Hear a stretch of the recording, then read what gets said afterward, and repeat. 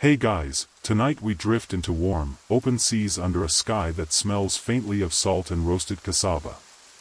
Your legs dangle from the edge of a creaking outrigger canoe, bobbing lightly in turquoise water, while a coconut shell tied with palm fiber slowly fills, drop by patient drop. No ticking clock. No flashing digital countdown. Just one coconut, and time, gently leaking through it. You're about to learn how time used to feel. Not the kind you race against on Monday mornings, but a kind that lets you yawn and stretch while the wind rocks you like a cradle. So, before you get comfortable, take a moment to like the video and subscribe, but only if you genuinely enjoy what I do here. I also love seeing where you're tuning in from, so let me know your location and your local time in the comments.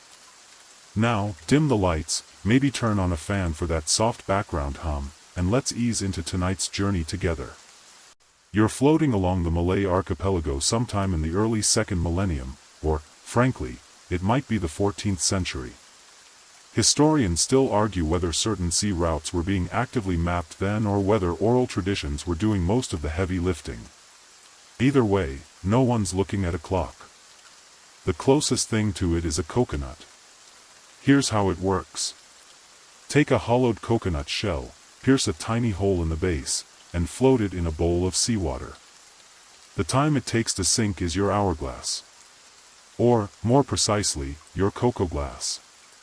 Different coconuts have different sink rates, of course, so you always bring your favorite one to sea. It's like a trusted kitchen timer, but salter and shaped like a cartoon prop. It's not the only thing these sailors use to tell time, of course. But it's the one they trust most for sailing intervals between island ports. Paddle for 3 coconuts, rest for 1.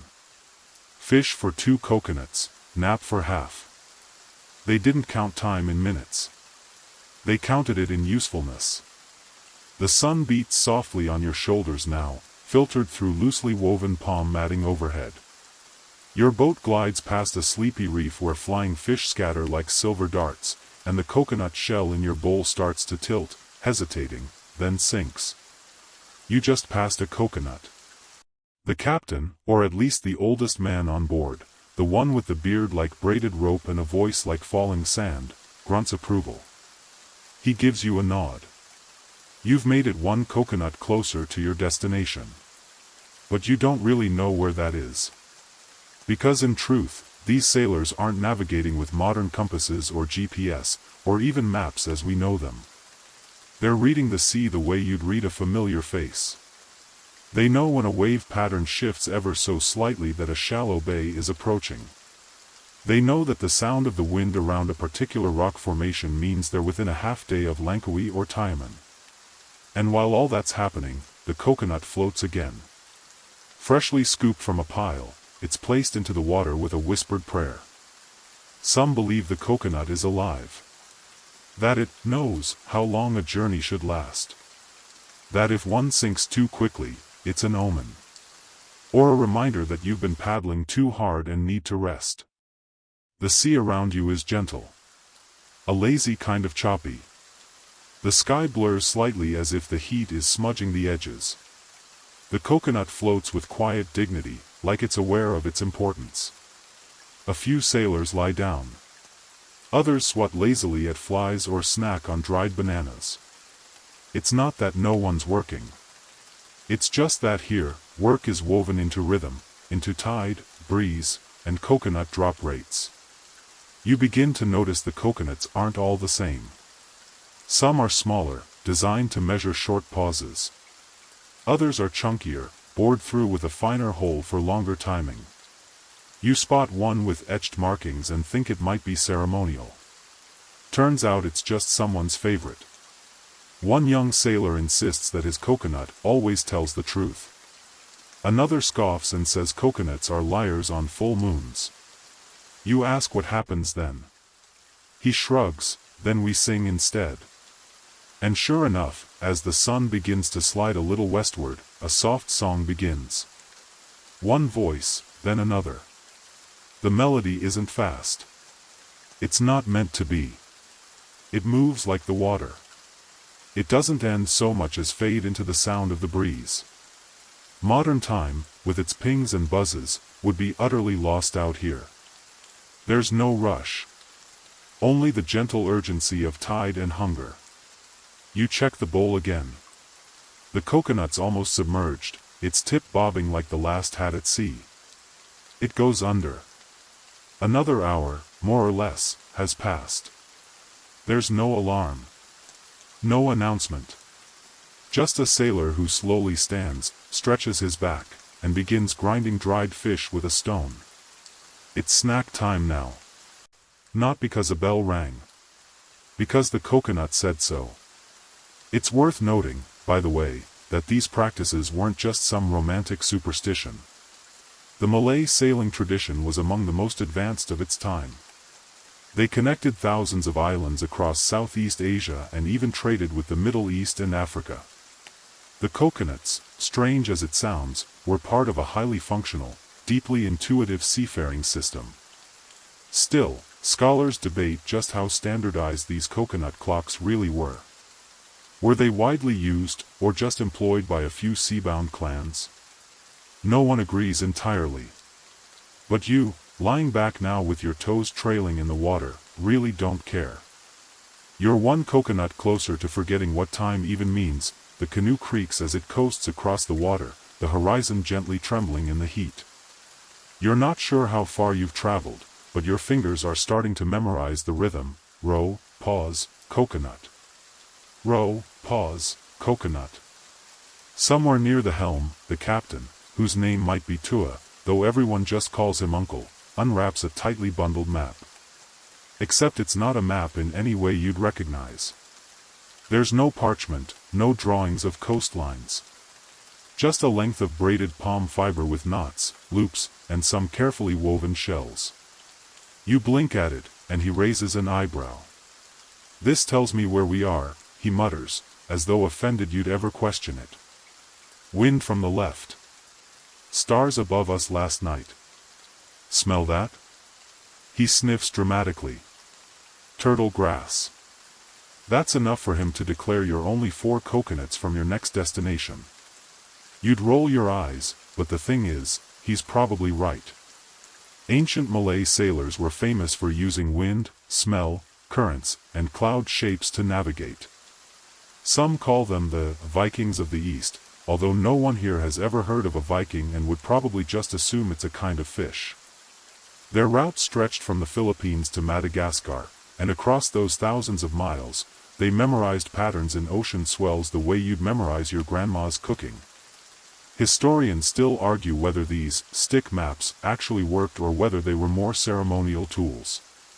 But to the sailors here, they're not so much maps as memory holders. The knots remember what the brain might forget under the sun. Uncle Tua hands you a small knot. "This one," he says with a grin, "reminds me when I dropped my mother-in-law off the canoe." You laugh. He doesn't. You quickly tuck the knot back into the palm braid and look toward the sails. The wind picks up slightly, shifting the cloth overhead. Another sailor, barefoot, his calves knotted like ropes, tightens a line with all the urgency of a person deciding whether to peel a mango or nap instead. A boy at the front of the boat points toward a distant shape, an island? A cloud? No one seems to care too much either way. Instead, someone gestures toward the bowl again. The coconut is halfway sunk. "Time to change paddles," someone mutters, as though a referee had just called halftime. And they do. Without fuss or chatter. Everyone moves to new positions. Someone hands you a slightly shorter oar, slick with wear and coconut oil. The sea has its own language, and you're beginning to learn it. It doesn't rush. It hums. It persuades you that the only important thing is whether you're moving with it, or against it. A passing seabird screeches. No one looks up. One sailor mutters that this particular bird only shows up mid-morning. Another disagrees. It's a late bird, they insist. You don't weigh in. You're still trying to figure out how to read time by wind speed. It's surprisingly easy to get drowsy on this boat. There are no urgent conversations. No countdowns to the next stop. You glance again at the coconut in the water, just as it starts to dip under. It gives one final wobble, then disappears. Another hour. Someone sighs, deep and satisfied, like a bell has rung inside their lungs. Uncle Tua dips a finger in the water and mumbles something about salinity. Apparently, salt content affects how fast the coconut sinks. On hotter days, with more evaporation, the water is denser and the coconut floats longer. On rainy days, it dives faster. You adjust, he shrugs. Or you drift too long and end up married to a fisherman in Java. It's not clear if that's a threat, a joke, or a fond memory. You lean back, letting the sounds of paddles on water lull your brain into a soft blur. Everything has rhythm. The flapping sail. The dripping bowl. Even your own heartbeat seems to have matched the sea's tempo.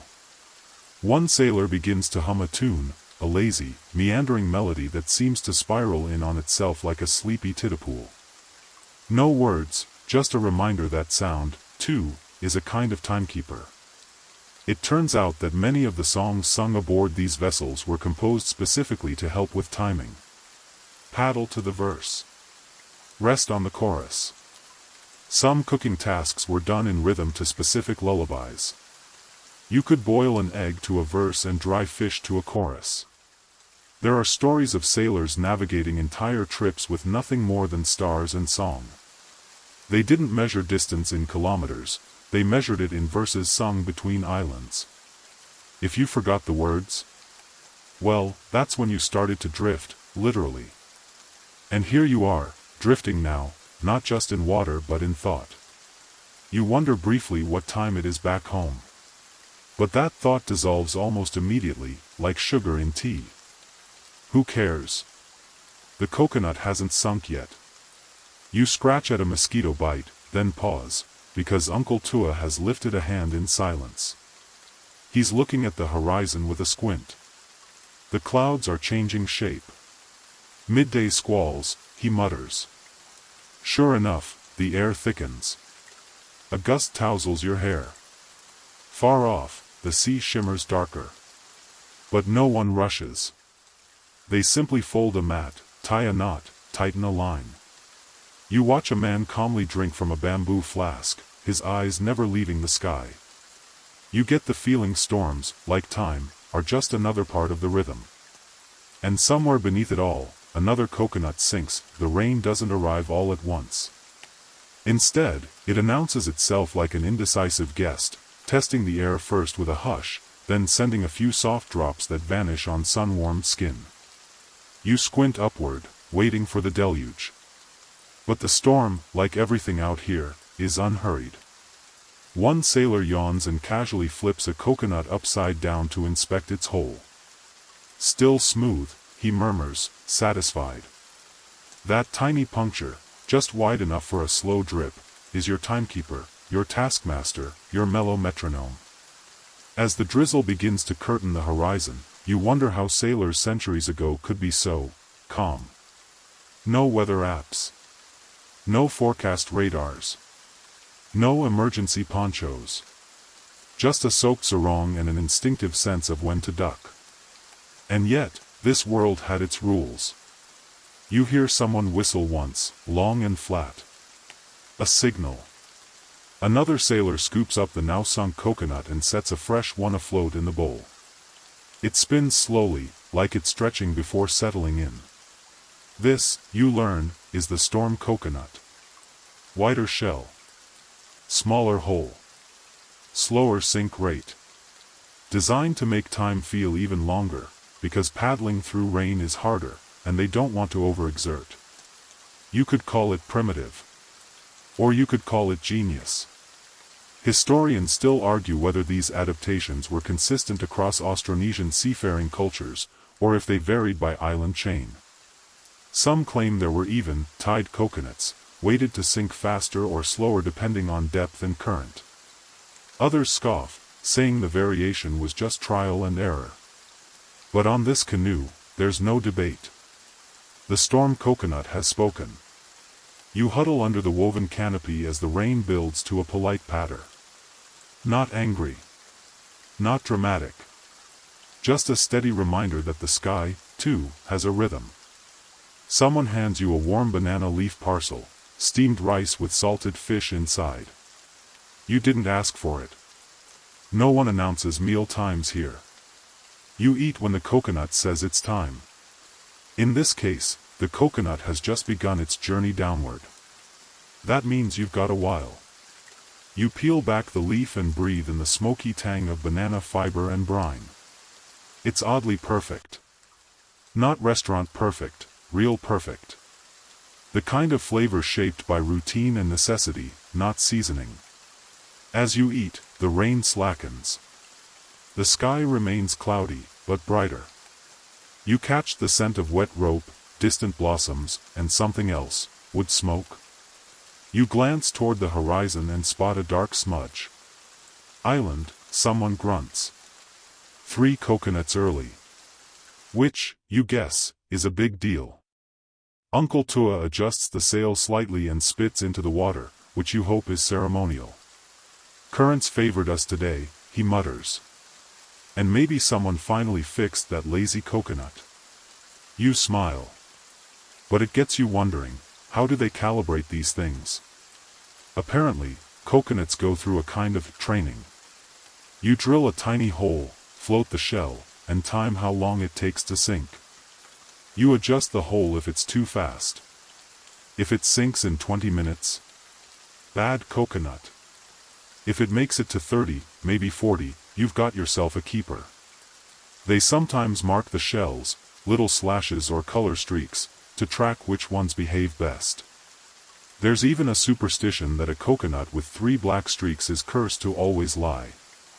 One sailor claims his grandfather once threw a lying coconut overboard and it came back, bobbing beside the canoe the next morning. You nod politely and decide not to ask follow-up questions. The rain stops entirely now, and the clouds begin to part like a lazy stage curtain.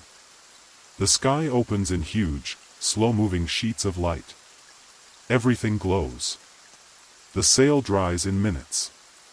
A few men strip down and splash water over themselves, laughing softly. Even the birds seem more relaxed now. The coconut is still sinking. It's past halfway, maybe. You lean over the edge and dip your hand in the bowl. The water is warm. Someone sees you and grins. That's cheating, he says. Now the coconut knows you're impatient. You chuckle. But there's a strange logic to it. If you're watching the coconut too closely, it starts to feel like modern time. Minutes become heavy. Waiting gets itchy. But if you ignore it, if you drift with the moment, it sinks perfectly. Sort of like sleep, really. There's a rhythm to everything here, the food, the movement, the way someone starts singing just as the wind dies down. Not to entertain. Just to fill the space between coconuts. And the stories. Oh, the stories. One man begins recounting a tale of a sailor who tied his fate to a sacred coconut. He used it to time every major decision in his life. Travel? Wait for 1 coconut. Marriage proposal? Wait for 2. That man, they say, never hurried, never regretted, and lived to be 90. Probably because he avoided doing anything stressful until the coconut gave him permission. You half joke that modern therapists should try this technique. No one laughs. The coconut sinks, finally. Everyone stirs, as if a new act has begun. The ropes are retightened, the sail adjusted once more, and someone rinses out the bowl with fresh seawater. The next coconut waits in a woven pouch, its shell smoothed, its little hole gleaming like a secret. Time to keep going. But you don't ask how far the island is. Because now, you already know.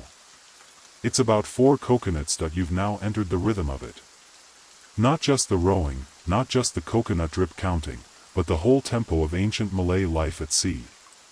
Time no longer feels like numbers ticking overhead, it's something wet, rounded, bobbing, slowly sinking in a bowl that smells like salt and sunlight. By now, your arms move without thought. Row, pause, breathe. Row, listen, drift.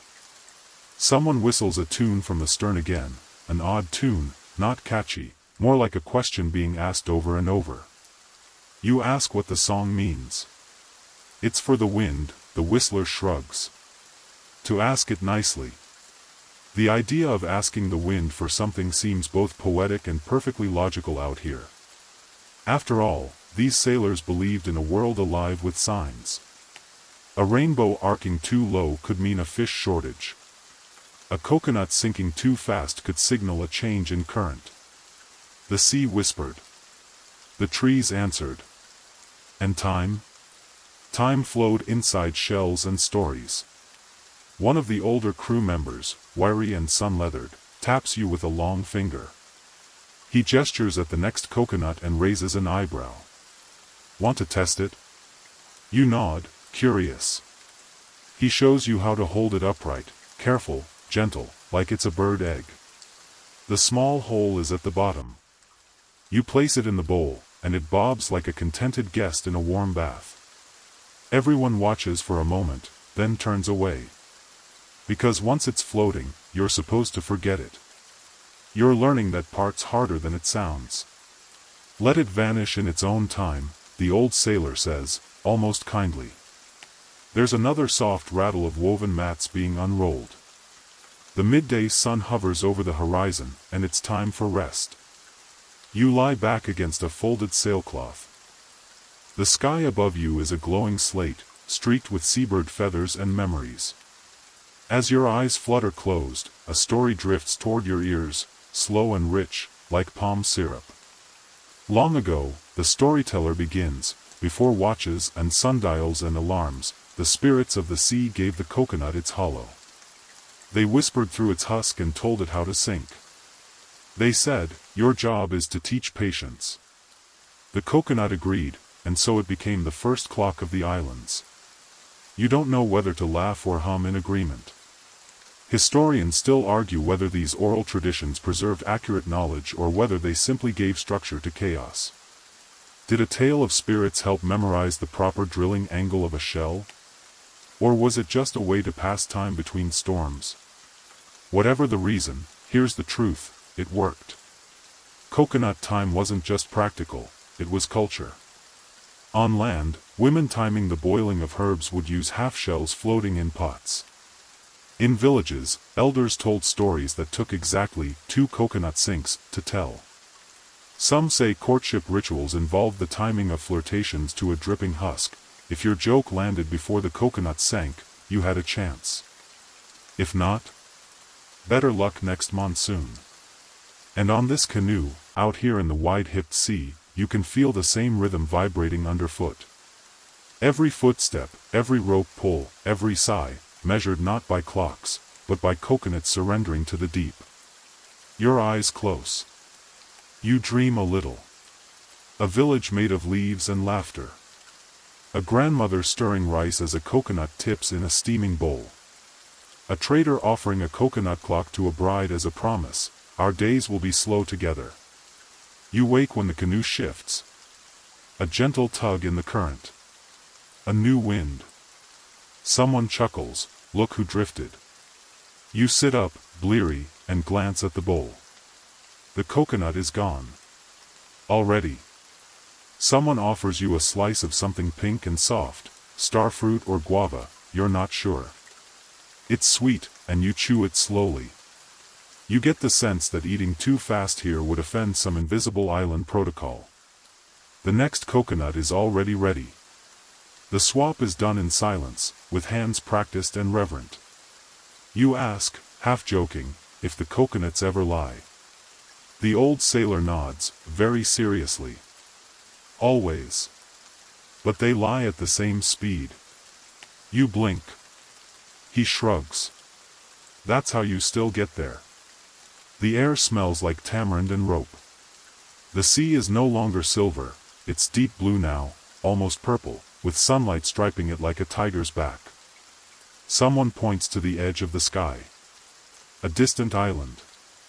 The tip of a volcano? A bluff wrapped in mist? 2 coconuts, someone estimates. Then they add, give or take one if the shell was tired. It sounds absurd. But your body already accepts it. Your sense of time is no longer minutes or hours, it's intervals between fruit dropping quietly into water. And honestly, you wouldn't trade it for anything. Your shoulders ache slightly, but it's the good kind of ache, the sort that comes from belonging to something slow and steady. You lean back, listening to the splash of paddles, the creak of wood, and the low murmur of a sailor humming an old lullaby about sea turtles who forget their own birthdays. You glance again at the coconut floating patiently in its bowl. It's halfway through its quiet task now, and nobody minds. Nobody rushes. Time is gliding forward on a path only the coconut understands. Someone passes around roasted sago pearls wrapped in woven leaves. You nibble one. It's crunchy, slightly smoky, and tastes like warm rain smells. You marvel again at how little you need to feel full when the world isn't hurrying you along. Did you know, Uncle Tua says from the front, that our ancestors used coconuts to time prayers? You hadn't known. But now you're intrigued. Not just Muslims. Older than that, he continues, squinting at the horizon. Before mosques, before temples. Back when spirits lived in wind and wood.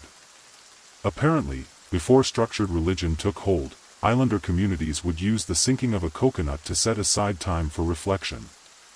They believed that every soul needed stillness, and that the ocean offered it freely, but only if you watched and listened. So they made a ritual of it. Sit. Float a coconut. Breathe. By the time it sank, you'd feel lighter. Historians still argue whether these moments of coconut meditation were spiritual, medicinal, or just practical ways to rest between planting cycles or canoe repairs. There's no firm evidence, just scattered oral traditions, whispers of practices that might have stretched back thousands of years. And yet, you don't need a citation to know it makes sense. Someone has carved a simple design into today's coconut, a spiral of tiny dots. You ask what it means. Wind doesn't blow in lines, comes the answer. It circles. You like that. It feels true. Out here, nothing moves in straight paths. Not the waves. Not the birds. Not even time. It loops. It curves. It forgets and comes back again. You ask Uncle Tua how many coconuts it would take to get to Madagascar. He snorts. Depends who's paddling. And which spirits are watching. You laugh, but you also know there's history hiding in the joke. Austronesian sailors, including the Malays, are believed to have reached Madagascar long before many modern historians once thought possible, by thousands of miles and without compasses. Linguistic and genetic studies now suggest that Malay seafarers left traces in Malagasy culture, cuisine, and even language. But how did they cross the Indian Ocean with no sextants, no maps, no clocks? Some say stars. Some say birds. Some say sheer courage. But on your canoe, you now suspect, coconuts played their part. When timing matters for setting sail, estimating rest, or synchronizing efforts across a fleet, something as simple as a dripping shell becomes invaluable. Used to be, Tua says, we'd launch when the coconut told us the tide was right. You glance at the horizon. There's a faint smudge there, another island? Or maybe just cloud. You ask how they told time on cloudy nights. Ears, someone says. And instinct. And coconut memory. That part you don't quite get. Apparently, some sailors believed coconuts absorbed stories. If a coconut had floated through 5 crossings and been used by a wise navigator, it would remember how long things should take. It sounds silly. It also sounds beautiful. One younger sailor leans in and whispers that he never trusts a brand new coconut. Too eager, he says. They sink too fast. Like they're trying to impress. You laugh quietly and wonder how much of this is superstition and how much is ancient wisdom dressed up in jokes. Probably both. After all, cultures everywhere have infused their timekeeping methods with meaning. The Egyptians had water clocks shaped like lotus flowers. The Chinese used incense coils. In the Andes, shadows mark time by crawling across alpaca skulls. Why not coconuts that remember storms? The bowl gurgles softly. You look down. The spiral-marked coconut has just dipped below the surface. Without a word, someone reaches into the pouch and pulls the next one. This one has no markings, just a warm, slightly sun-bleached sheen.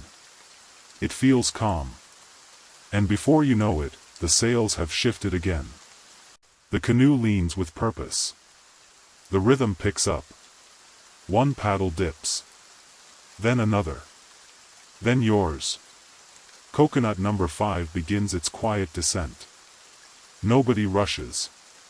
But something has changed. You feel it. Not urgency, but intention. That distant smudge might not be cloud after all. The wind hums lower now, a little thicker, like it's wrapped in wool. The paddlers still move with that same dreamlike cadence, but something's different. You glance across the boat, and you realize everyone is watching the horizon just a little more carefully now. Eyes narrow. Jaws settle. Feet replant on bamboo slats like they're bracing for the next act. The coconut floats in silence. But your senses tune to it. There's a kind of tension here, but not the bad kind. It's the tension of readiness. Of the hush just before rain touches banana leaves. The feeling you get when you're not sure if you're going to meet a new island, or an old one you've forgotten. Tua points a finger at the smudge in the distance. That one's called Pulau Menantai, he says.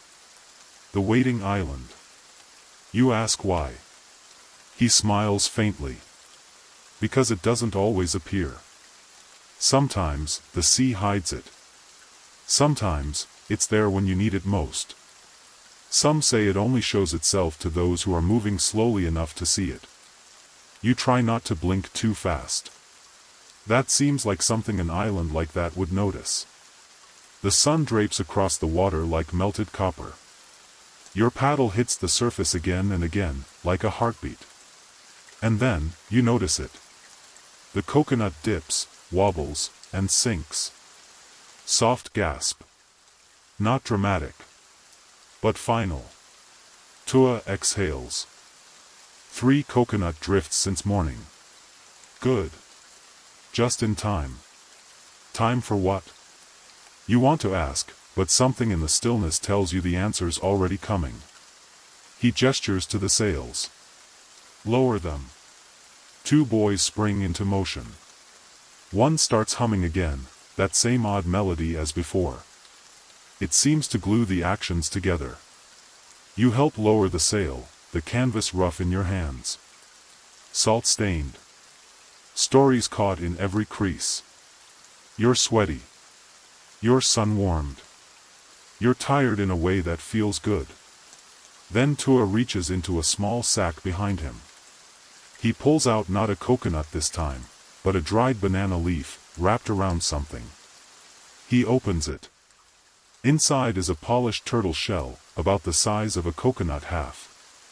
It's been carefully drilled with holes in a pattern that resembles stars. In the middle, a tiny nub of resin, like dried honey. What is it? You whisper. A shell compass, he says, of sorts. Not for direction. For rhythm.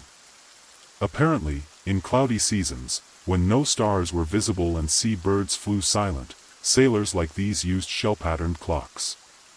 They would fill the bowl with seawater and place a tiny, lit wick on top of the resin. As the resin softened, the shell's balance would tip slowly, shifting its pattern across the surface. They'd watch the movement, and compare it to the coconut's usual pace. It's not scientific, exactly. But somehow, it worked. Historians still argue whether these techniques were guesswork layered with poetry or whether there's something deeper, some ancient sensitivity to rhythm that modern people lost. Could generations of observation and oral refinement create an intuitive kind of accuracy? You watch as the resin wick is gently lit, its flame trembling in the sea breeze. A glow.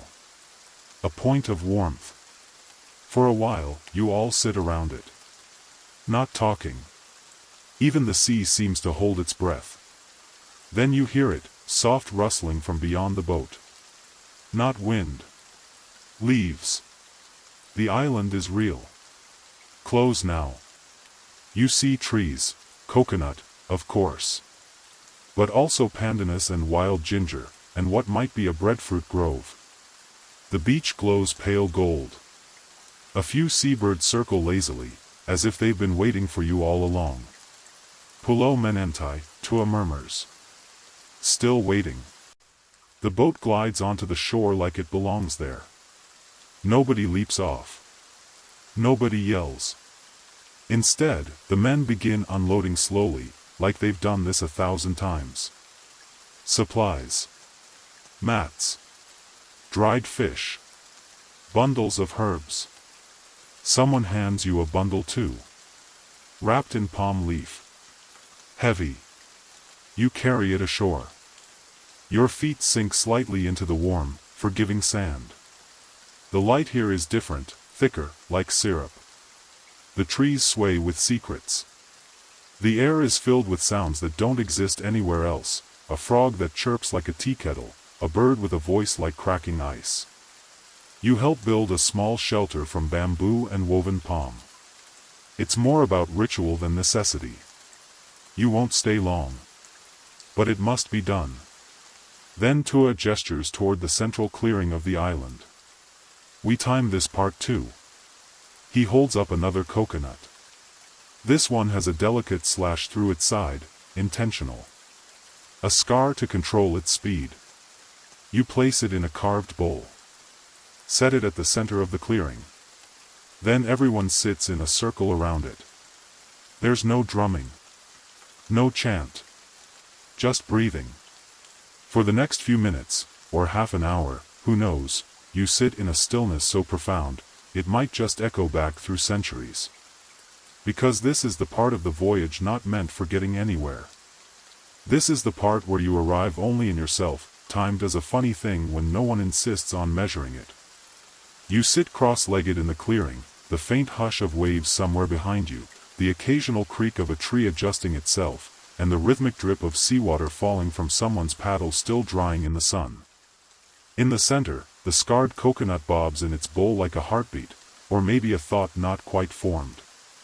The others around you aren't sleeping, but they've gone somewhere soft. Eyes half closed, back straight, breath slow. A few mouths move in silent prayers. Not from a book. Not memorized. Just words to the wind. Or to the island. Or maybe to the coconut, which, let's be honest, has earned a certain reverence by now. Tua finally speaks, his voice low.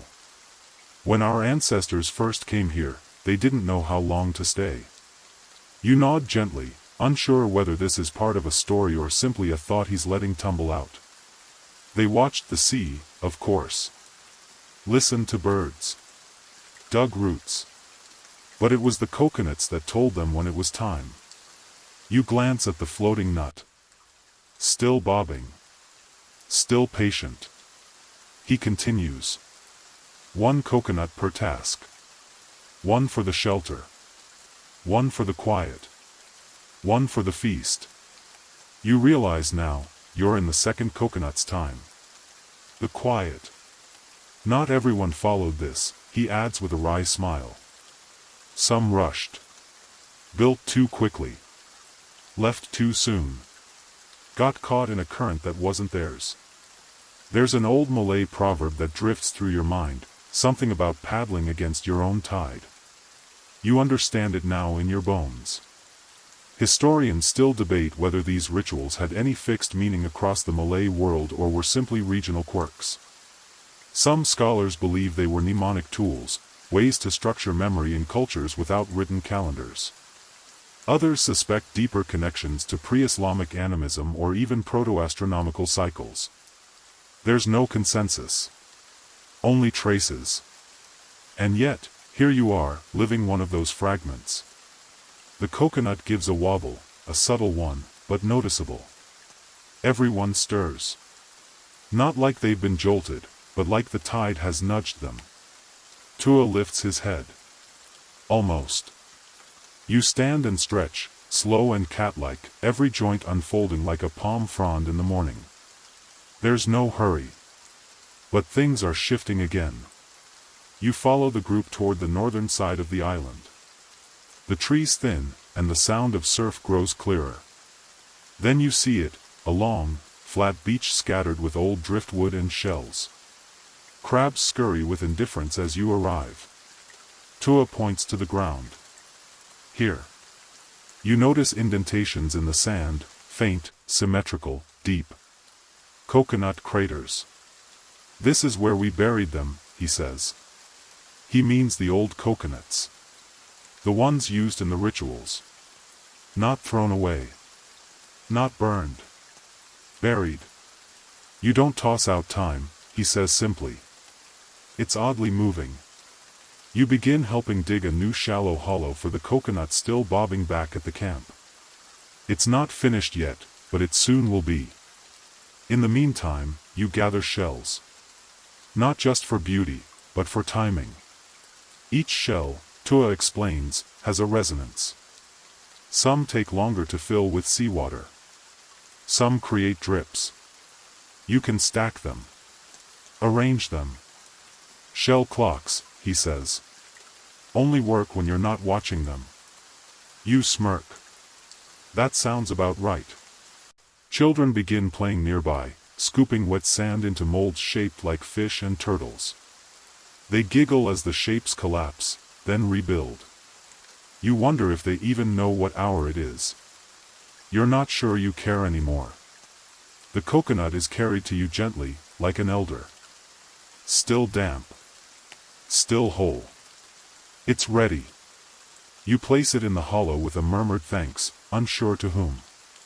The island? Time itself? Sand is poured over it. Not buried deeply, just enough to settle it. Then, someone brings out a bundle of turmeric root and slices it open. The golden stain is rubbed across the top of the sand mound. Blessing, Tua says. For smooth passage. You breathe it in. Earthy. Sharp. Alive. And then, the sails go back up. You're moving again. No rush. Just the quiet kind of onward.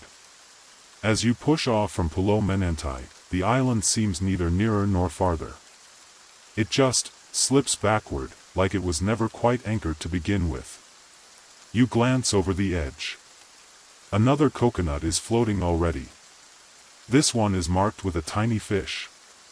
New timing. New rhythm.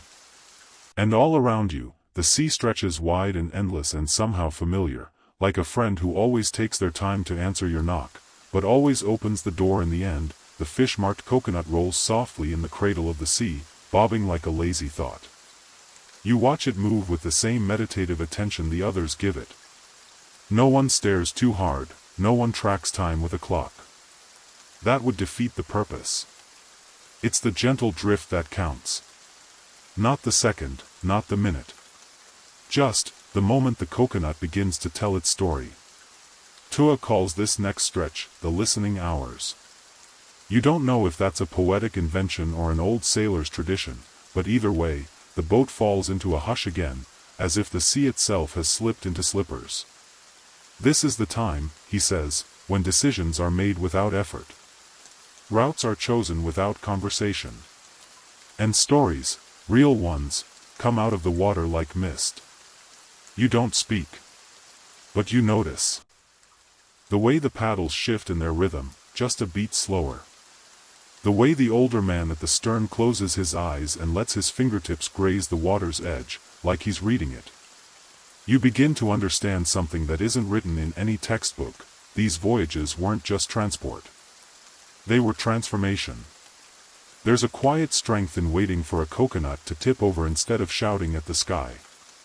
The sun climbs, but the temperature remains merciful, filtered through a thick haze that smells faintly of nutmeg.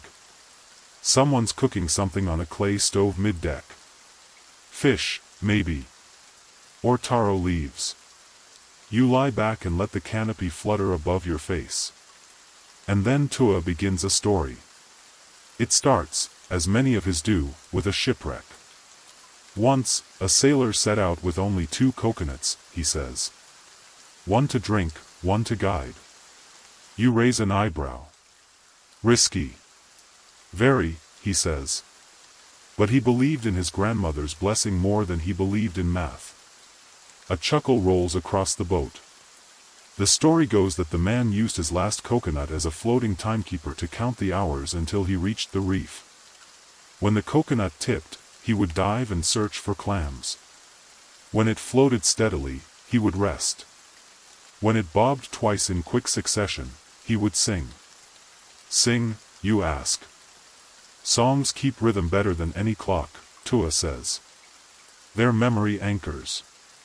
There's actually some science behind this.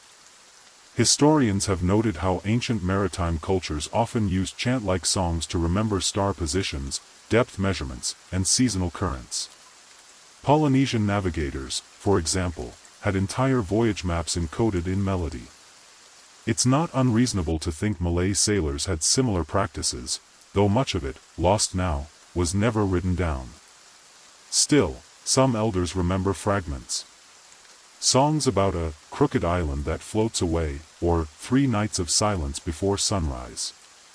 Instructions, coded in poetry. Tua's voice lilts into a tune you don't recognize. The words are too fast, the meter strange, but the melody sticks like honey to your ribs. Repeat it, he tells you. You try. Poorly. He grins. Try again when the coconut dips. That's when your tongue remembers best. Of course. Time and memory have always been tangled. As the day slides on, the boat starts circling a lagoon. It's shallow, dotted with small rocks that look like blackened teeth poking from the water. A dangerous place to drift inattentively. You ask, why are we here? Tua nods toward the coconut. Watch. As the current tightens, the coconut slows. Then, without warning, it halts. Just stops. Like a stubborn cat refusing to walk further. Everyone perks up. That's the sign, says the boy beside you. She's choosing. Choosing what? The reef. Tua gestures toward the rocks. There's something under there. Not treasure. Not fish. A whisper. You're beginning to think this entire voyage is a long poem. One you're only just starting to understand.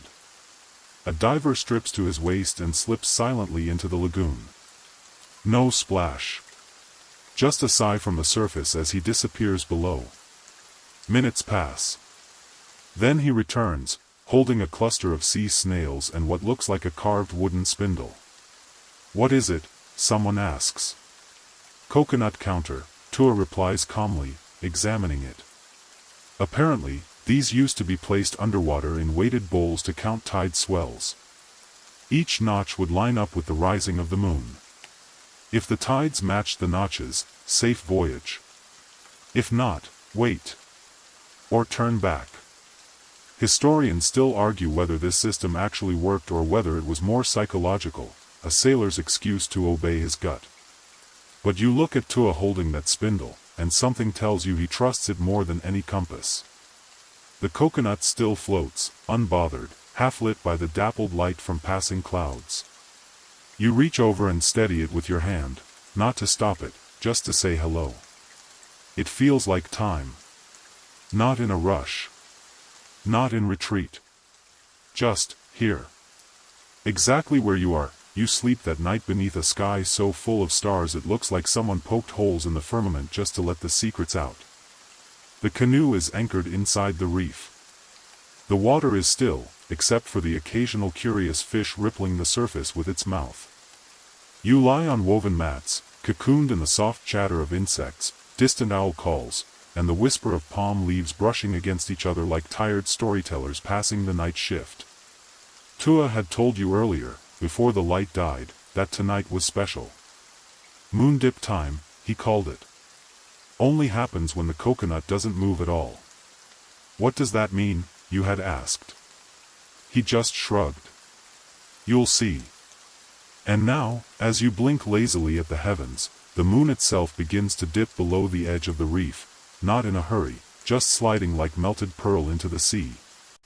And the coconut, which they've floated out again into a little hollow between boats, doesn't move. Not an inch. Someone whispers, "Time has stopped." That's absurd, of course. But it feels right. There's a kind of logic here you don't get in clocks.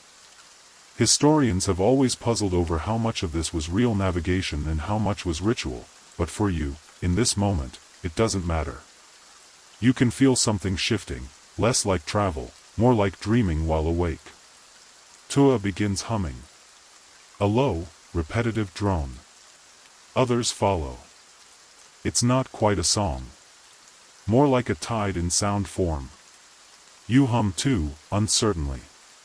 And in that moment, your breath, the coconut, the moon, and the whole boat seem to rock in perfect rhythm. This is not a culture obsessed with counting minutes. This is a culture tuned to moments. In the morning, you wake to find the coconut is gone. Not drifted. Not lost. Just gone. No one seems upset. Time reset itself, says the old woman at the stern, plucking seaweed from a net. She does that. You look at her sideways. She? Time is a woman here, she says. You don't own her. You wait for her to invite you. You smile. That tracks. With the coconut vanished, the crew decides to continue without it. We've had enough hours, Tua says, half serious, half amused. You pass an atoll no bigger than a raft, covered in birds. One of them, a white tern, flies overhead, trailing a ribbon of seaweed like a streamer. That's when someone brings out a backup coconut. You laugh.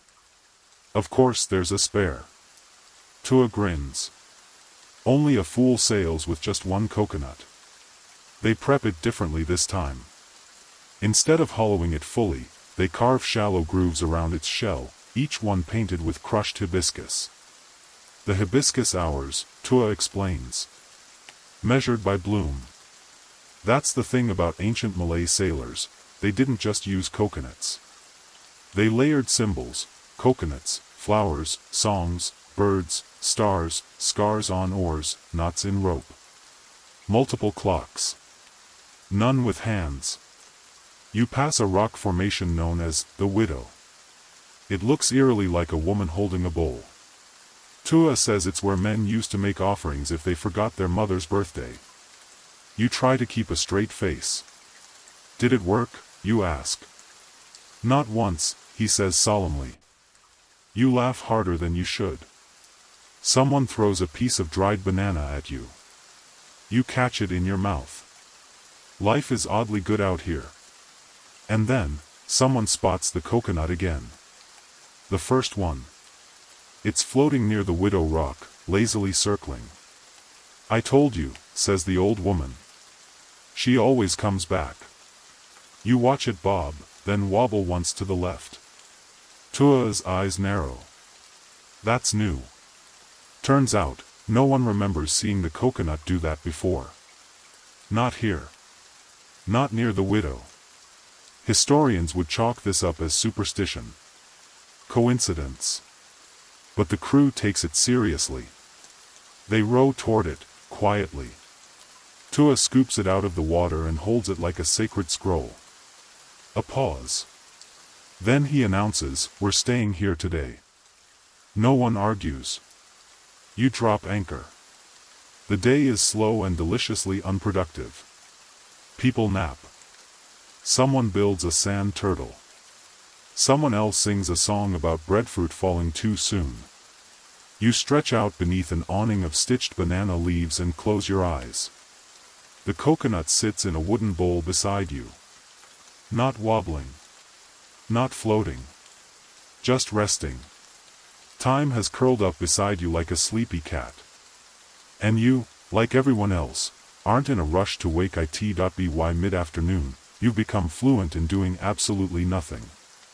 The sun is high, but there's a breeze curling off the sea, steady and cool, like a nap that decided to become weather. Around you, the crew moves with the calm grace of people who know that not moving is sometimes the best motion. You hear someone slowly peeling a mango. Another is weaving a patch for a torn sail, not because it's urgent, but because her hands miss the rhythm. Even the birds above seem to glide slower here, circling on loop so lazy it's a miracle they don't forget why they started flying at all. The coconut sits in its bowl like royalty. It hasn't wobbled again. It just rests, drying slightly, its paint faded and flaking. Tua runs his fingers along its grooves. "We might carve this one," he says, more to himself than to anyone. "What do you mean?" He turns the coconut in his hand. "Sometimes when one behaves unusually, we mark it. Honor it. Paint becomes story. Story becomes spindle. Spindle becomes compass. Compass becomes memory. The layers of meaning are enough to make your head spin, but gently. So the coconut becomes a time artifact, you guess." Tua smiles. "Exactly. A clock that doesn't tick." Later, while the others nap, Tua decides to teach you one of the old sailors' mnemonic chants, coconut songs, he calls them. "This one is for midday," he says. "It keeps the breath steady, stops the urge to rush." He begins with a low hum. You join in, clumsily at first, then with more confidence. It feels silly. But it also feels correct. There's repetition. There's rhyme.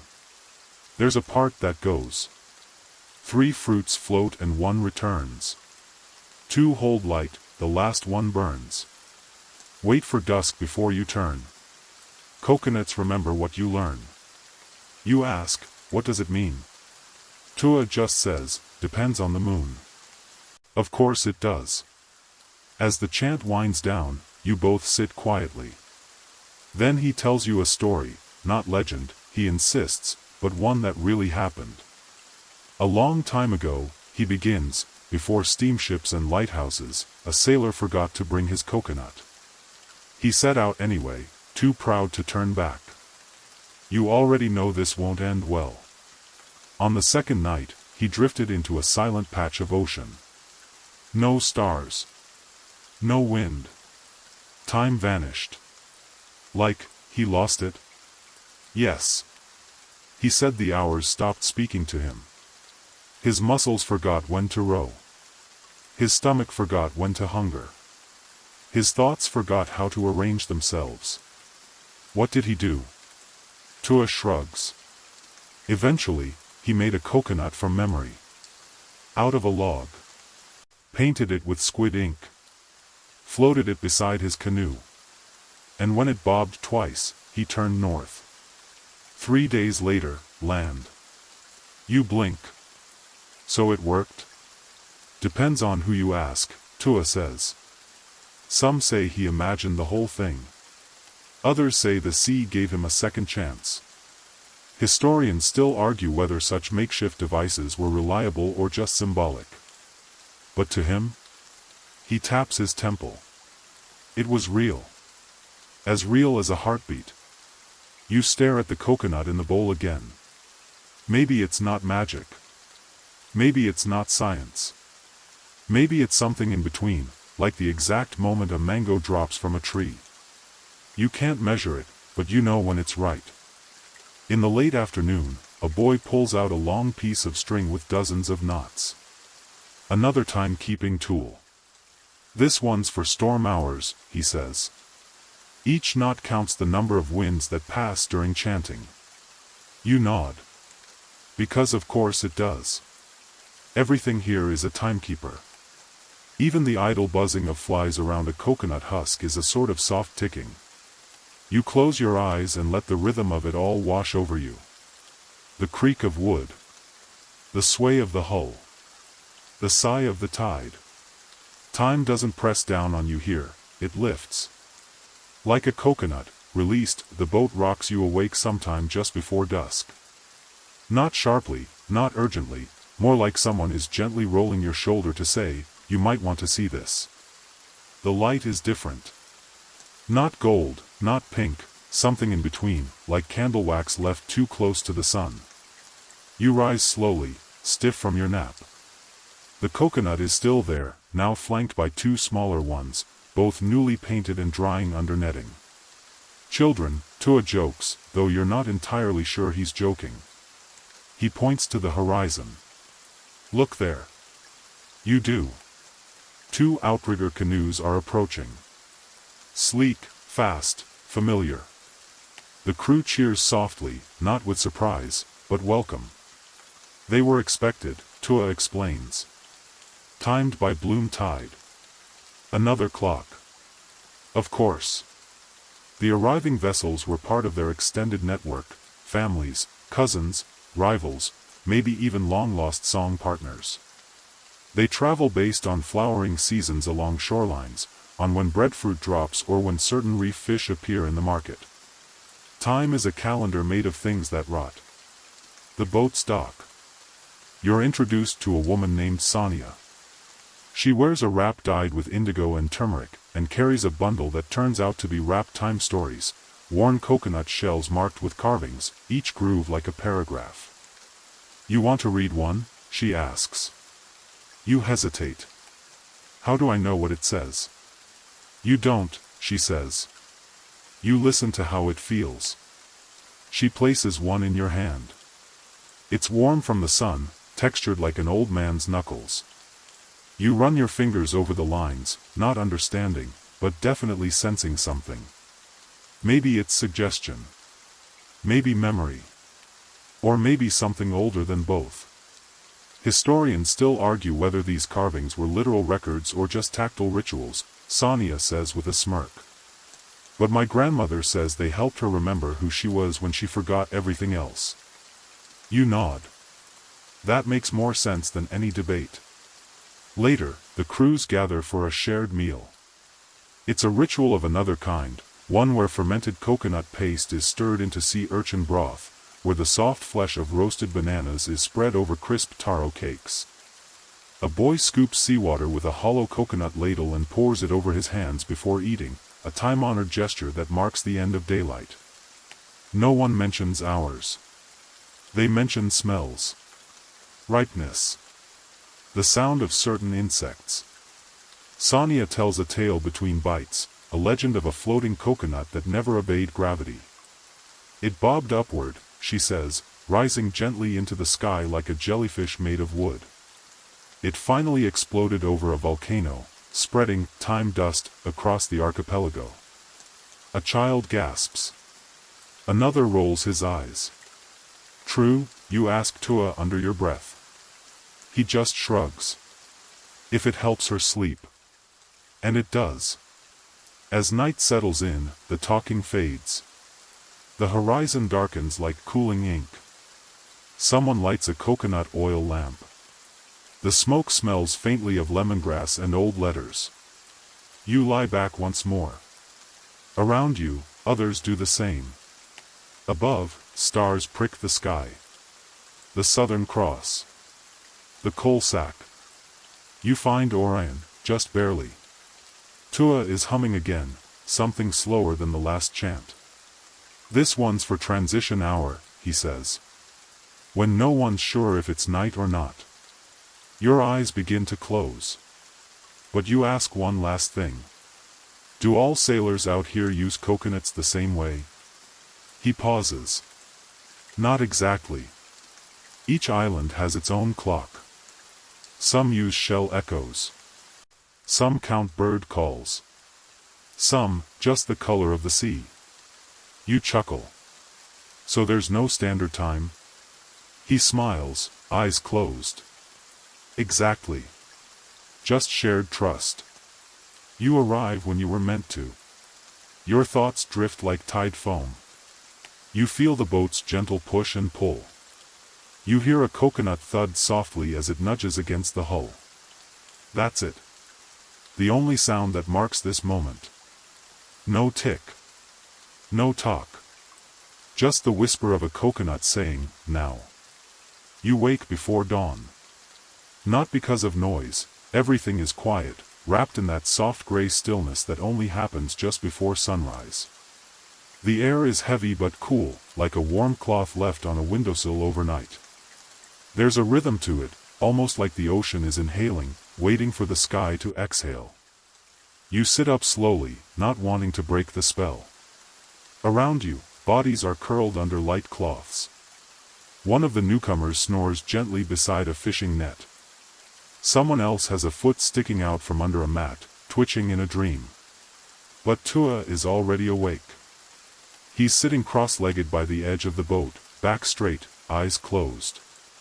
In front of him is the coconut, newly oiled and glistening, set in a shallow dish of seawater. A single drop of water clings to the tip like a clock hand frozen mid-swing. You inch closer. He doesn't open his eyes. Listening, he says. To what? The coconut, he whispers. You resist a smile. But part of you doesn't doubt it. Tua lifts the bowl and tilts it ever so slightly. The coconut rolls half an inch and steadies itself. The water sloshes with a hush, like applause muffled in velvet. It's ready, he says. For what? To teach. Today's lesson, it seems, is about drift. Tua explains that some sailors used coconuts not to measure time directly, but to understand how time behaved. They would place painted coconuts in a tidal pool at different hours and note how far they drifted after 10 heartbeats, or during one full chant. Not every hour flows the same, he explains. Time pulls. Time pauses. Some moments stretch out. Some collapse. You glance at the sky, just beginning to blush in the east. You're saying time moves, like water? He nods. Exactly. It sloshes. It waits. Sometimes, it splashes. That's absurd, you think. And completely reasonable.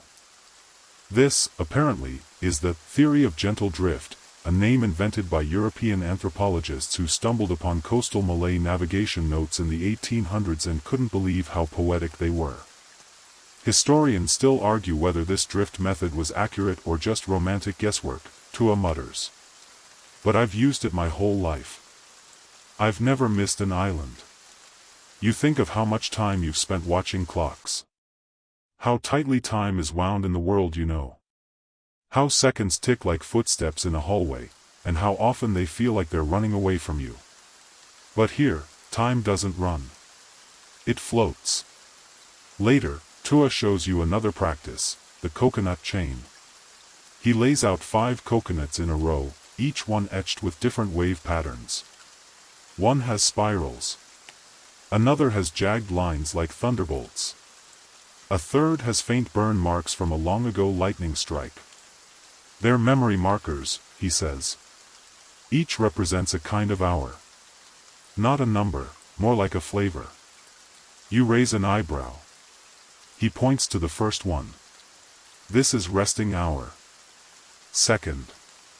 Drifting hour. Third. The slow hungry. Fourth. Crab watch. Fifth. Sky bends low. Not times of day, times of feeling. You suddenly understand what he's teaching you. These coconuts measure experience, not duration. You read them in order, he says. Or in reverse. Depending on what the tide says. You reach out and touch one. It feels oddly warm.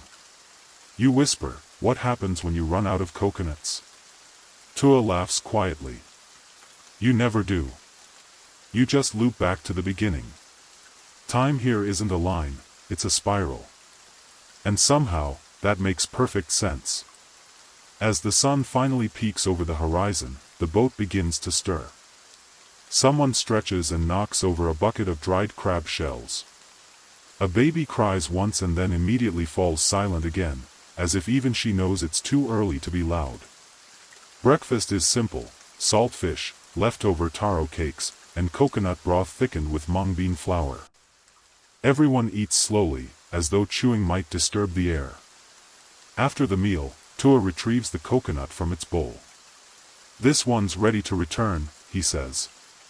He carries it to the side of the boat, kisses the shell lightly, and drops it into the sea. You watch it bob once, twice, then vanish into the swells. What if it doesn't wash up anywhere? Tua smiles. Then it will listen. And wait. And come back another way. He turns to you. Coconuts remember. You just have to give them time. And as you sit there, feeling the boat shift beneath you, watching the water breathe and sway, you believe him. Not because it makes sense, but because it drifts into sense. Later that morning, a strange ritual unfolds. You're handed a long strip of banana bark, sun-dried and slightly curled. A child offers you a piece of coal from the edge of the cooking fire and gestures for you to draw.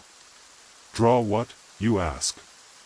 Time, the child says, as if it's the most obvious answer in the world. So you try. You draw a sun. Then a moon. Then, feeling slightly absurd, you sketch a coconut. The child examines it seriously, nods once, and then begins scribbling their own version, a series of wavy lines, dots, and what may or may not be a crab wearing glasses. You're about to ask what it means when Tua sits down beside you, his own strip of bark resting on his knees. "Do you know what this is?" he asks, holding up the bark. "Papyrus's grumpy cousin?" He chuckles. "It's a time path." He unrolls his bark to reveal not a drawing, but a complex spiral made of thumbprints, coconut stains, and pressed hibiscus petals. "We make these when we travel," he explains. "One for each voyage. It helps us feel when we've arrived." You blink. Feel? Yes. Not no. Feel. He places your drawing beside his and nods approvingly. "Yours looks like a good mid-journey. Not too early, not too late. Exactly. Time's sweet spot. Like when banana bread is still warm but no longer burning your fingers." You try not to laugh, but the image is too perfect. This concept, time path, turns out to be widespread among Malay sailing communities. Some used woven mats to record it, some carved it into bamboo, and others whispered it into memory songs passed from grandmother to grandson.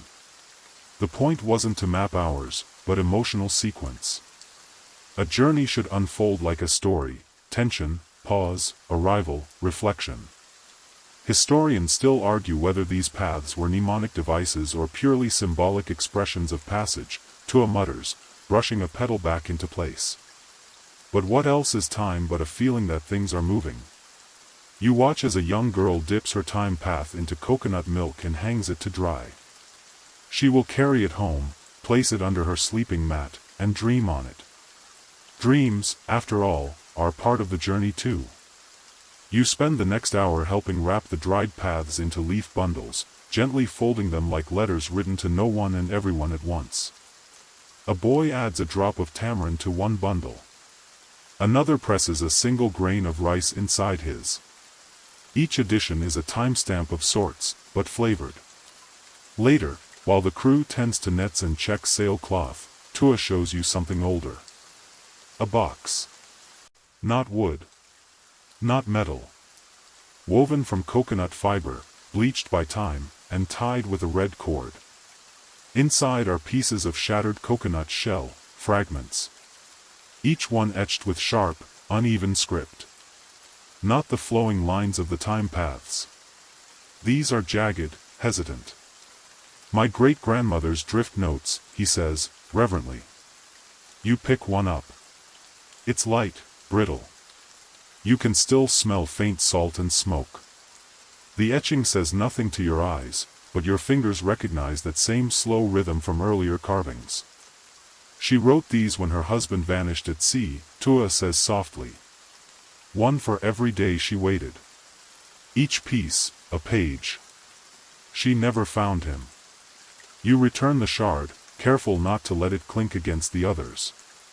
She kept telling time so she wouldn't forget how to feel him, he says. The crew sails onward that afternoon. No one checks the sun. No one checks the tide. They check the time paths, unrolled briefly, examined with furrowed brows, then re-rolled and tucked into sashes. A man sings a short verse about when the water sings sideways, and suddenly the sail changes direction. You wonder how many clocks in the world would understand a lyric like that. And then, you start to get it. Time, here, is partnership. It's not something to master. It's something to join, to accompany across waves, like an old friend you haven't seen in years but still know how to walk beside. You lean back against the mast, the scent of coconut milk and salt still lingering on your fingers, and close your eyes for a while. Time passes.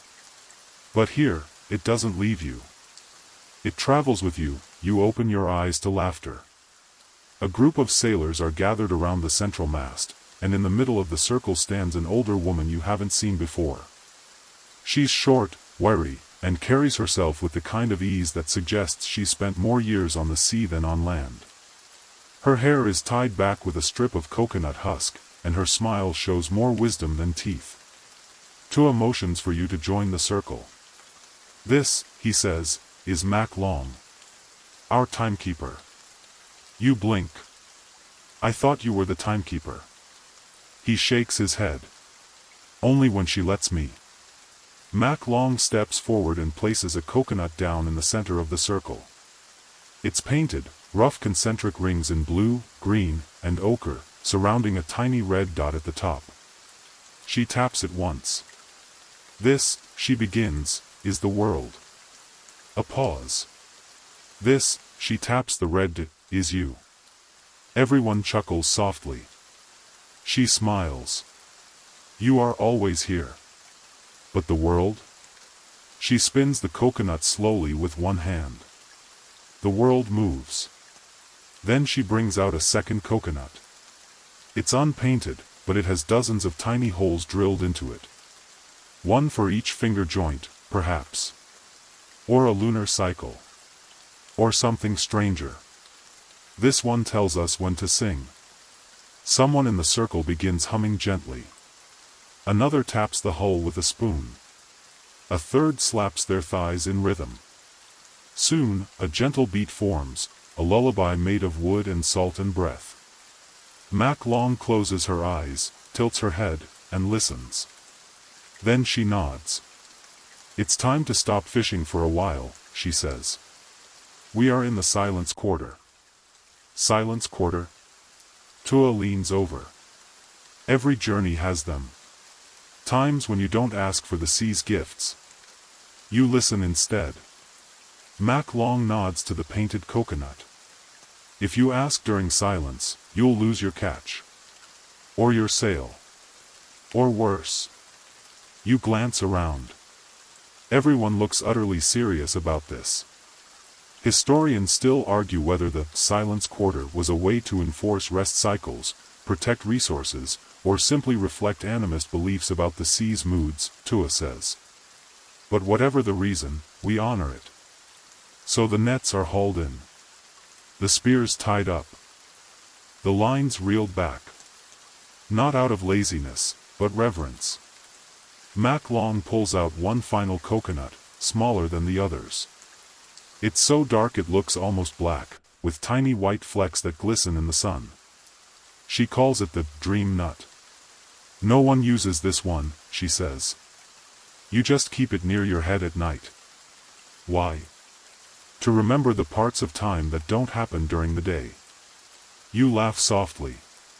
You mean dreams? She looks at you. I mean memories that haven't happened yet. Okay. You don't understand that. But you don't not understand it either. That night, she gives it to you, just for a while. You cradle it beside your mat, half expecting it to vibrate or whisper. It doesn't.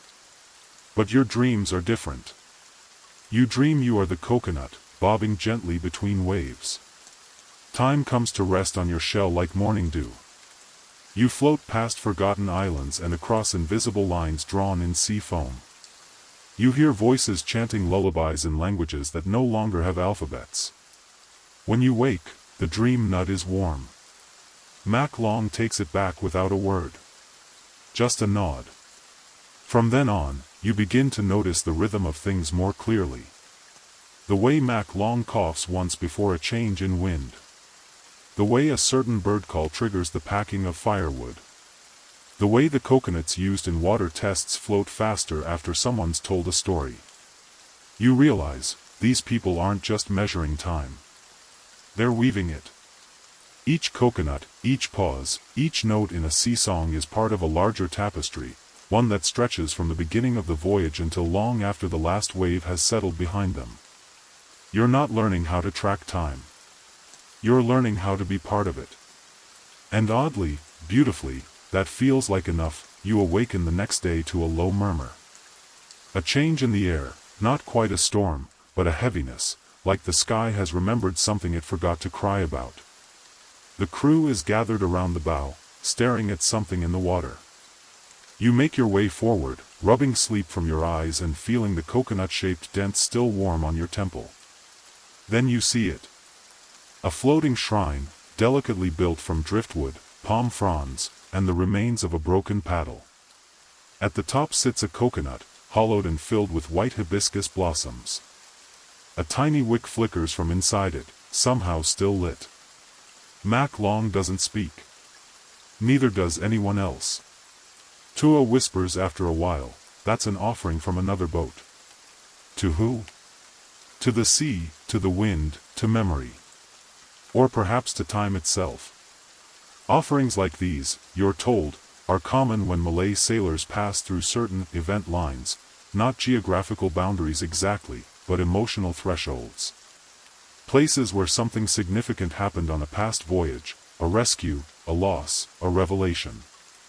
These lines aren't marked on maps, but everyone who sails this water seems to know them. They say you can feel the moment the water remembers, Tua says. And the moment you're supposed to listen.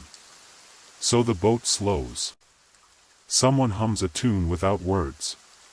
A bowl of fruit is passed around, mostly coconut flesh and banana slices, some dried squid that tastes oddly sweet in this moment. Mac Long places a hand on the side of the boat and closes her eyes. You follow suit. The boat drifts. A coconut bobs gently against the hull, nudging it like a sleepy cat. Tua breaks the silence.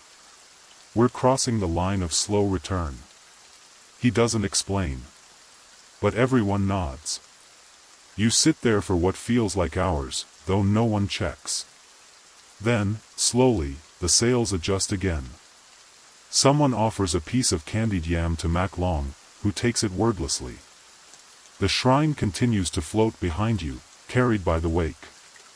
Historians still argue whether these rituals were based on real navigational events, like narrow reefs or seasonal currents, or whether they served purely social or psychological purposes. Either way, they worked. They kept the crew alert, reverent, synchronized not just with each other but with the ghost memories of past voyages. You never sail alone, Tua says later. Even when no other boats are near. That night, you're asked to help carve. Not a coconut this time, but a piece of driftwood. The knife they hand you is worn, sharp, and warm from another's grip. You ask what to carve. Something you learned, Mac Long says. But don't use letters. Letters forget too easily. So you carve a spiral. Then a dot. Then something that looks like a wave but turns into a bird halfway through. Mac Long examines it. Good, she nods. This one will be added to the memory paddle. The what now? Turns out every boat has one. A long, curved paddle that's never used. Only decorated. Every voyage, each crew member adds something, an image, a mark, a sliver of thought turned wood. The paddle is passed down. sometimes burned if the voyage ends badly. But mostly, it's just kept. And carried. Like a time capsule with sea legs.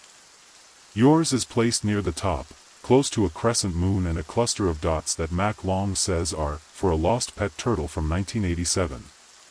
You try not to laugh. You fail. You sleep well that night, dreaming of a time when dreams carved boats into stars and stars into songs. In the early hours, the boat turns sharply. No one wakes you, yet you wake anyway, as if your body now knows what a shift in time feels like. There's no alarm. Just the soft rustle of a sail and the unmistakable clink of another coconut being lowered gently into the sea. Your timekeeping has changed. It's no longer seconds, minutes, hours. It's rustles. It's ripples. It's the slight turn of someone's hand mid-sentence. You've crossed into something slower. And you're not entirely sure you want to return. By now, time isn't something you track. It's something you notice. A shadow passes over the deck, and that means Mac Long will ask for water within 10 minutes. The third squawk of a seabird means it's nearly time for the midday fruit circle. And when the smallest child on board, yes, there's a toddler who toddles around fearlessly with a piece of coral as a teething toy, starts napping without warning, the crew knows to adjust the sails for the hour of flat tide. You start keeping a little shell in your pocket.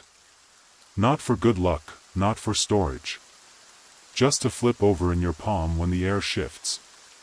A way of syncing your own rhythm to the boat's. You're becoming a coconut sailor, Tua jokes. You smile. But you're also kind of proud. The more you learn, the stranger the coconut clocks get.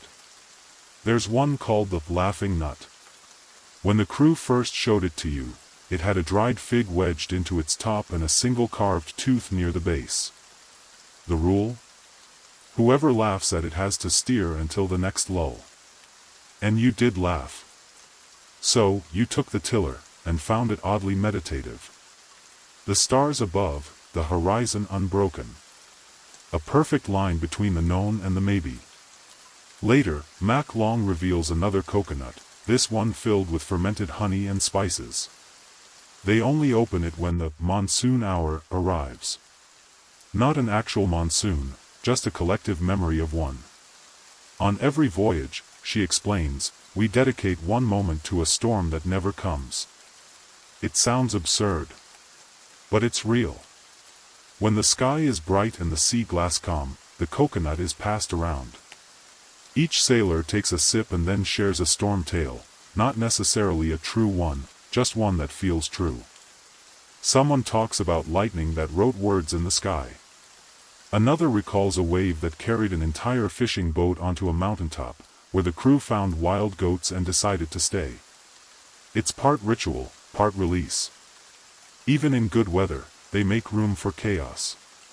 And in doing so, they tame it. Historians still argue whether the monsoon hour was invented as a psychological safety valve, a way to normalize fear and bond crews, or if it's simply proof that ancient sailors understood the ocean's moods better than most meteorologists.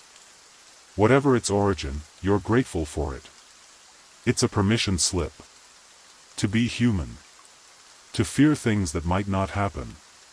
To name them anyway. That night, Tua teaches you a lullaby. It has no words, just a series of hums and breaths, punctuated by little finger snaps. But every part of it corresponds to a motion of the sea. When you hum the third line, the boat sways a little more deeply. When you snap on the sixth beat, it always seems to trigger a seabird's call in the distance. See, he says. The sea listens, too. You're not sure if he's teasing you or not. But that evening, you hum the lullaby into the mouth of a coconut, then plug it with a bit of soft leaf. The next morning, you swear the coconut is lighter. And somehow smells faintly of salt and honey. You tell Mac Long. She pats your shoulder. You've just made your first time nut, she says. Apparently, these aren't clocks. They're diaries. Time you felt, rather than counted. She adds it to the others. Now, there's a row of coconuts near the front of the boat, each sealed, each tied with a different string color, each representing a moment someone decided was worth bottling. None are opened again. Not ever. The point isn't to revisit the memory. The point is to honor the fact that it happened. As the boat glides on, wind catching like a yawn, you notice the horizon looks different now. Not because the ocean has changed, but because you have. Time no longer stretches in hours or days. It curves, flows, pauses. Like the tide. Like a breath. Like a coconut, rocking gently in the sea, full of memory and music. The next morning, you wake to the unmistakable smell of toasted coconut husk, earthy, warm, with a faint hint of vanilla smoke. Mac Long is crouched at the center of the deck, roasting a cluster of dried coconut shells over a tiny fire pit made of coral stones and damp sand. She does it slowly, turning each one with tongs carved from turtle bone, as if consulting an oracle. You shuffle over, rubbing your eyes. Tua is already there, handing out sips of morning pandan tea. "What are we doing today?" you ask, a little too brightly for someone who still has pillow creases on their cheek. Mac Long glances up. "We're learning how to predict eclipses." "Ah. Naturally. Because nothing says ancient coconut sailor like astronomical calibration via fruit casing. Here's how it works. Each roasted coconut represents a phase of the moon, new, waxing, full, waning, and the heat treatment affects how the husk peels. A clean, spiral crack? That's a waxing moon with calm tides. A jagged, dry split? Likely a coming storm near a full moon. A husk that refuses to peel at all? An eclipse within the month, or a grumpy ancestor? Possibly both. It sounds ridiculous. Then again, most great systems do, until you watch them work. Tua lays out the moon mat, a woven panel of raffia and banana fibers embroidered with shell beads. It functions like a star chart, only far more portable, and infinitely more waterproof. Each shell corresponds to a visible constellation. Each knot on the mat represents a recorded sailing night from generations ago. They don't measure by degrees. They measure by story. This knot, Tua says, was when my grandfather saw the moon catch fire near Borneo. That shell was from the night we followed a comet into a bay full of cuttlefish. We ate like kings that week. You run your fingers along the mat. Each knot is worn smooth by years of salt, sun, and the occasional footstep. It hums with quiet history. Historians still debate whether these mats function primarily as mnemonic tools or were used in actual astral prediction. Some argue they're purely metaphorical, anchors for oral traditions. Others insist they represent one of the most advanced non-Western navigational calendars in human history. Whatever the truth, they've certainly endured. Mac Long hands you a warm coconut with a hairline crack down the center. "Interpret this," she says. You squint. The crack spirals, but not fully. There's a dark stripe across one side and a small hole where something once tried to burrow in. You say, stalling for time. It means, the moon is teasing us. Tua bursts into laughter. Close enough. Mac Long just smiles. It means you're learning to feel instead of guess. That's good. Later that day, you help arrange the coconut husks into a grid pattern on the deck. This, you learn, is called a sailor's clock garden, a meditative layout that helps the crew recalibrate when weeks blur into one long nap under the sun.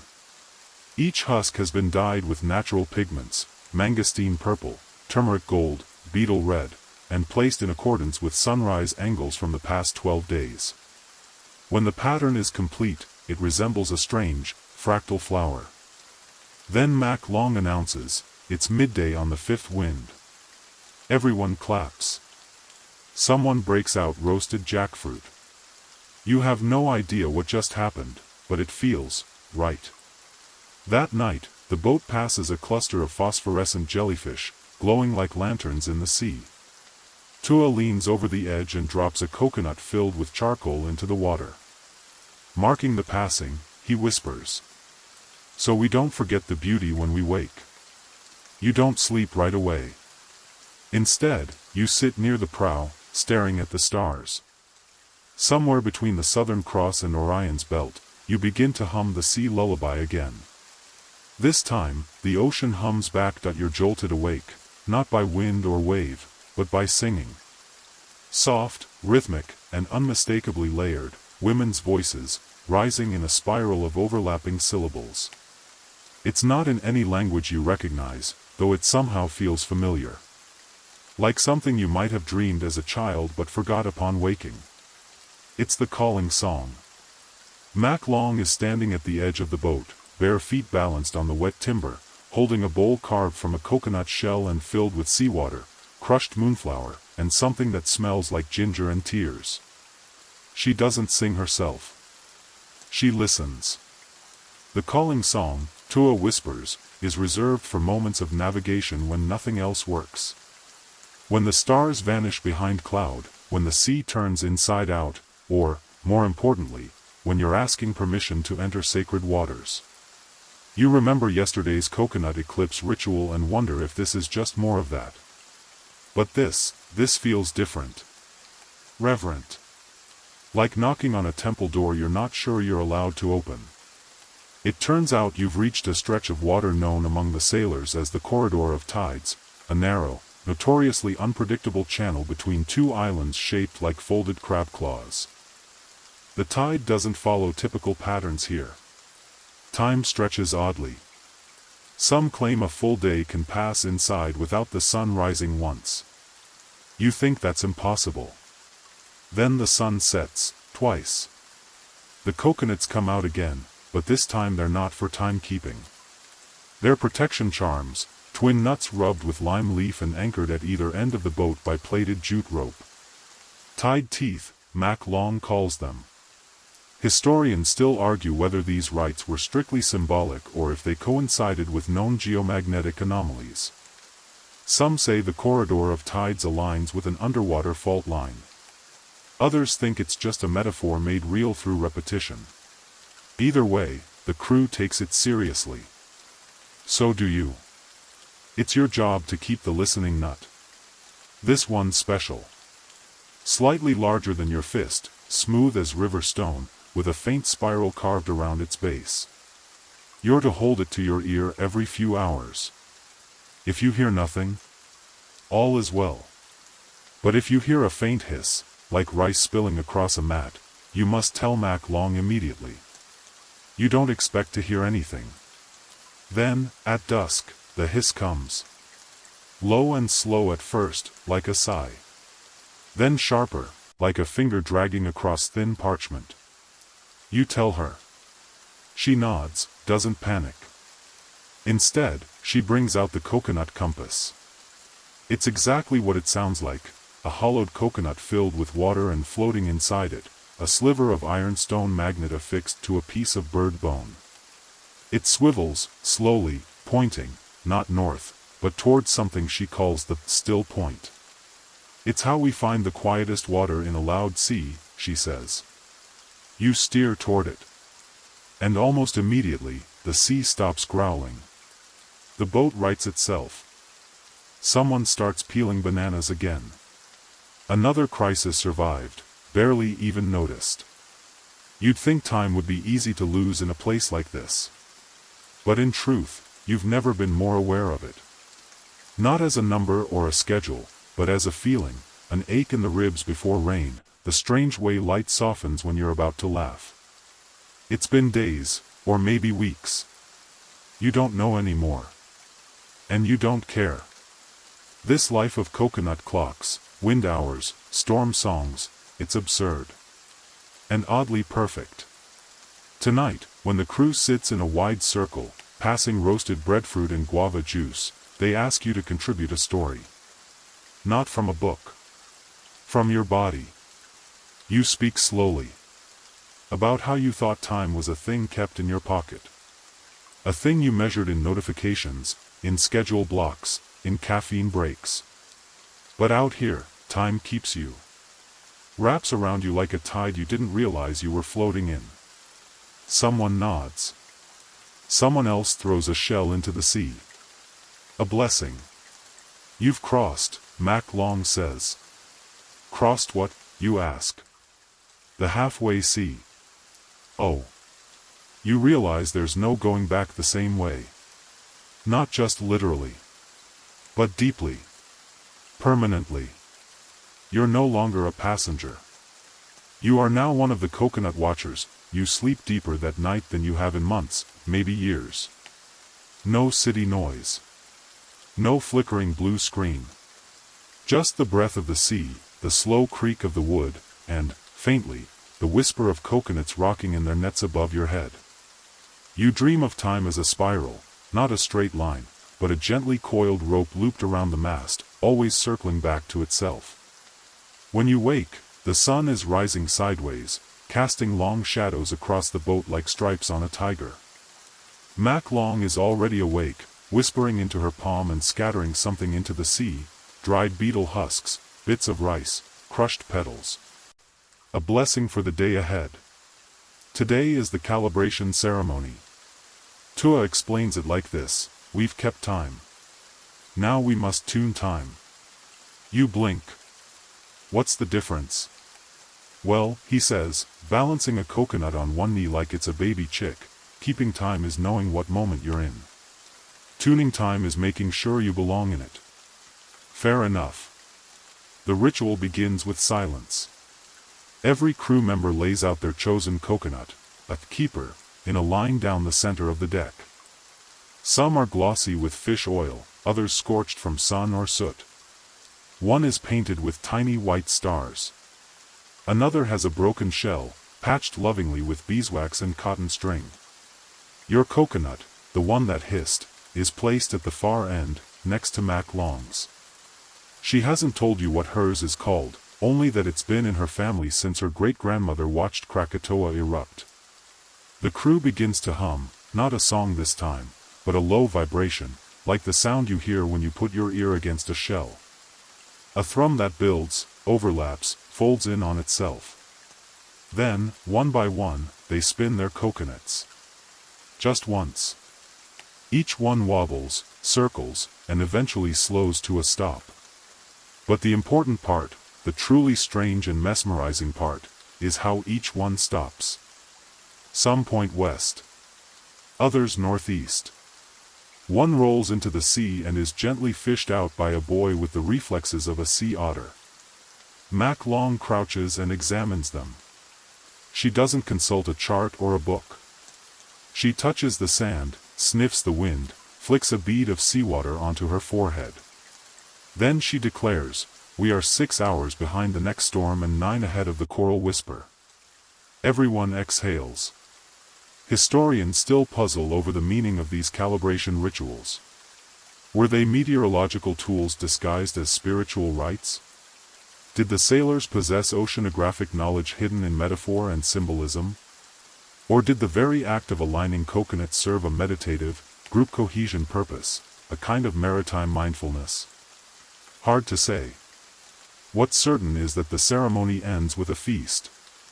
Not a lavish one.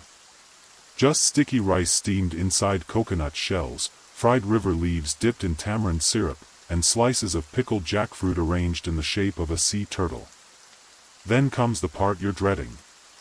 Mac Long hands you a knife. Time to open your coconut. Not with brute force, this is no hammer and pry bar affair. You must split it with intention, following the natural seam like a potter drawing a line across wet clay. Your hands tremble. You press the blade, whisper the rhythm you've learned, 1, 2, crack, 4, listen, and it splits. Cleanly. No splinters. No resistance. Inside, the water is clear and sweet. The meat pale and firm. Mac Long peers inside and smiles. You're ready. Ready for what? She shrugs. Whatever comes next.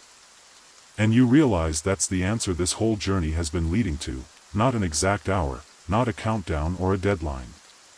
But a readiness. A harmony between what the sea gives, what the wind says, and what the coconut reveals. That evening, a new coconut is tied near your sleeping mat. It's not for timekeeping. It's for dream keeping. According to Tua, certain coconuts, usually small, round, and slightly imperfect, are chosen to guard your dreams. You whisper your fears into them at night, then cap the opening with a clove. If you wake up rested, the coconut has done its job. If not, well, you try again. It's all part of tuning time. That night, you dream of a floating garden, vines wrapped around sails, papayas bobbing in hammocks, and somewhere in the distance, a voice calling you forward with a song made entirely of splashes. Time, it seems, is still unfolding. And you're still listening. The next morning arrives not with sunlight but with the smell of something toasted, perhaps coconut husk, and the soft chime of wind through shells. The boat is rocking gently. The tide is calm. The sky a pale eggshell blue. And you feel like a page has turned. No one says it out loud, but something in the crew has shifted. You are no longer being watched as a guest. You're expected to act as part of the rhythm now. Wake when the sky turns soft. Boil the cassava just long enough. Tie knots the way you were shown, never too tight. Keep an eye on the horizon. And most importantly, always, always, check the coconut clock. Your final lesson comes in the form of a story. Not a long one. Mac Long settles beside you, squatting on her heels, her hands occupied with trimming a pandan leaf into thin ribbons. Do you know why we first started measuring time with coconuts? She asks, not really expecting an answer. You shake your head. Because clocks sink, she says simply. But coconuts float. And it's true, isn't it?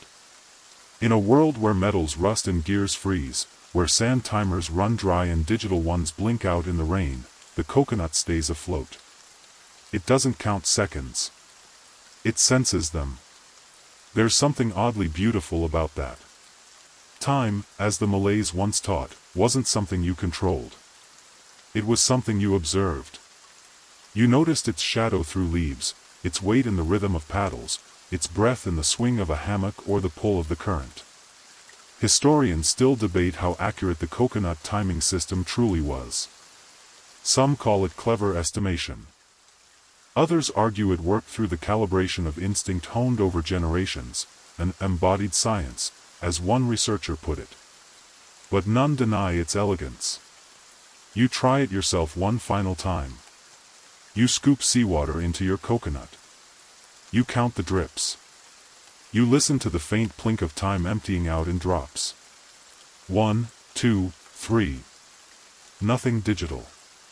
Nothing that needs charging. Just the gravity of water. The buoyancy of fruit. The patience to sit and wait. Tua wanders over and places a small carved token in your hand, your name, in a spiraling Malay script, etched into a sliver of coconut shell. You floated well, he says. Now go drift somewhere new. And just like that, the boat approaches land. A smudge of green in the distance, rising from the sea like a promise. You dock. You disembark. Not with a backpack or a suitcase. Just your coconut. People on shore are busy with trade, fish smoking, market chatter, but someone catches sight of your coconut shell, tied at the waist with that soft jute string. They nod. They know where you've been. Where time spirals like steam from rice. Where clocks aren't ticking but dripping. Where every story begins with the phrase, once, long ago, in a tide too slow to hurry. You pause, turn back toward the sea, and wave. Mac Long doesn't wave back. But her coconut does, rocking in the cradle of waves, marking time the only way it knows how. And with that, your journey closes. Not with a bang. But with a floating hush, and now, the sea grows quiet. The waves, once busy with chatter and change, have slowed to a lullaby. Your boat drifts gently in memory, the creak of the wood soft as breath. Somewhere, a coconut shell still swings from a rope, ticking off the seconds not as urgency, but as invitation. You lie back. The wind strokes your skin like an old friend's hand. The scent of salt and pandan lingers. Far off, you hear laughter, not loud, not demanding. Just a ripple of sound, as if the ocean itself is remembering something funny. And time? Time no longer matters. It swells and ebbs, pools and flows, folds like cloth around you. There is no rush. No deadline. Just the rhythm of your breath and the whisper of a tide you've come to understand. You are not late. You are not early. You are exactly when you are. And in this moment, wrapped in stories, held by water, rocked by invisible hands, you are completely, wonderfully, sleepily, free. Let that final image linger, a moonlit sea, a quiet deck, a string of coconuts rocking softly overhead, and you, curled beneath a sail, eyes heavy, heart full, time keeping you instead of the other way around. Sleep well, voyager. You've earned your rest.